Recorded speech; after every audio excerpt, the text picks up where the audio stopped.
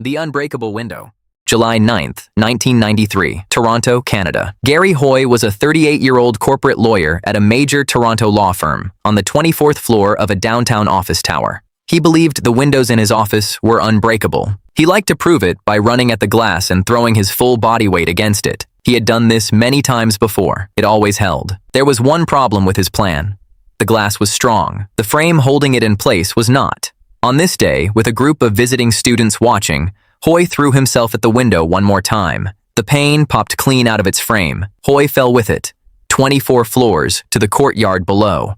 He was pronounced dead at the scene. An engineer later confirmed what the building code never promised. No glass like that was rated to survive a grown man running into it at full speed. The death was ruled accidental, officially classified by police using a term that exists for almost no one else: auto-defenestration, the act of causing yourself to fall out of a window. Colleagues called him one of the firm's brightest. 3 years later, the firm itself closed its doors for good, a casualty and part of the shock the incident left behind. In a strange footnote, Hoy turned out to be right about one thing. When investigators examined the glass afterward, it hadn't shattered.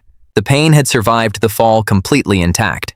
It was the frame that failed, not the window. He had simply been testing the wrong part of the wall. The trap.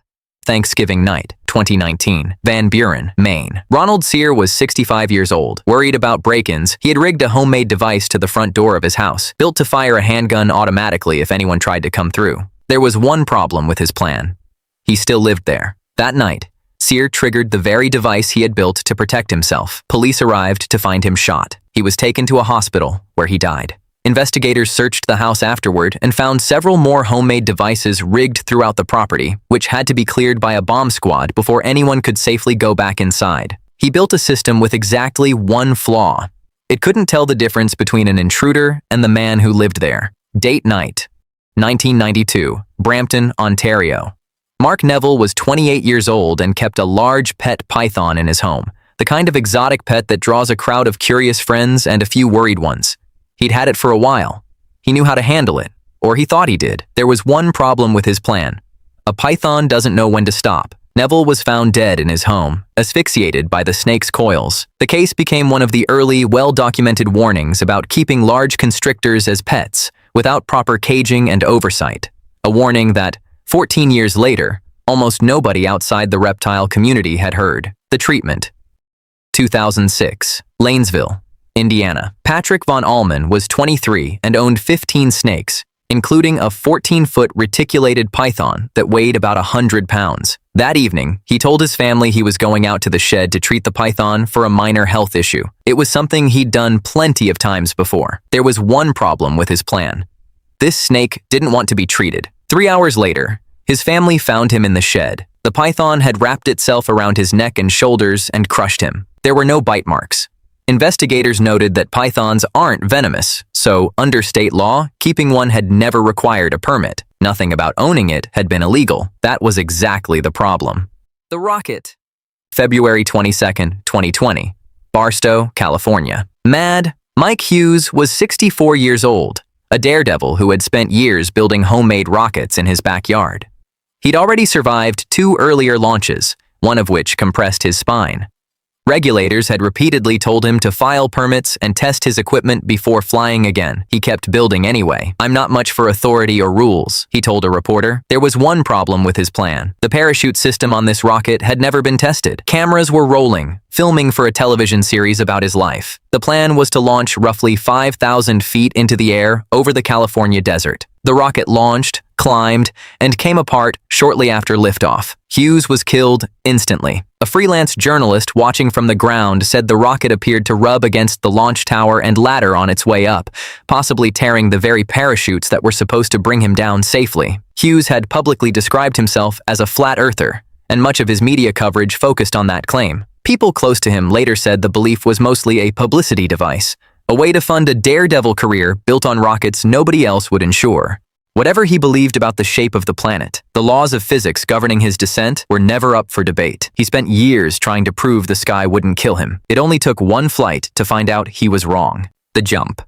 June 2021, Moses Lake, Washington. Alex Harville was a 28-year-old professional motorcycle stuntman, attempting to set a new world record for the longest ramp-to-ramp motorcycle jump at an air show, 351 feet, in front of a live crowd. There was one problem with his plan. 351 feet was further than he'd ever actually tested. Harville came up short on the landing ramp and crashed into a dirt mound at speed. He was thrown from the bike and died from his injuries. The coroner ruled it accidental, the result of blunt force trauma. The record attempt had never been completed in practice runs beforehand. He found out the real distance on the only attempt that counted. Wrong turn.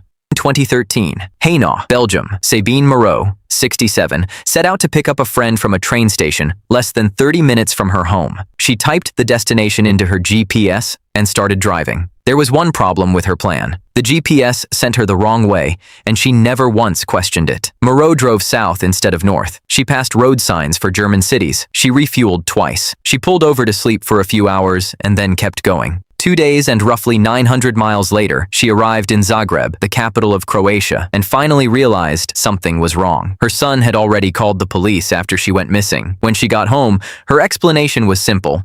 She'd been distracted, and the GPS had never told her to stop. The repeat, January 20th, 1985, Houston, Texas. Carol Susek was a 37-year-old professional stuntman from Ontario. 7 months earlier, he had gone over Niagara Falls in a custom-built barrel of his own design and survived with only minor injuries, a feat that made him briefly famous. Now he was planning a new stunt for a paid show at the Houston Astrodome, being dropped in the same barrel from the stadium roof 180 feet into a tank of water. There was one problem with his plan. Daredevil Evel Knievel had personally tried to talk him out of it, calling it the most dangerous stunt he had ever seen. Susek went ahead anyway.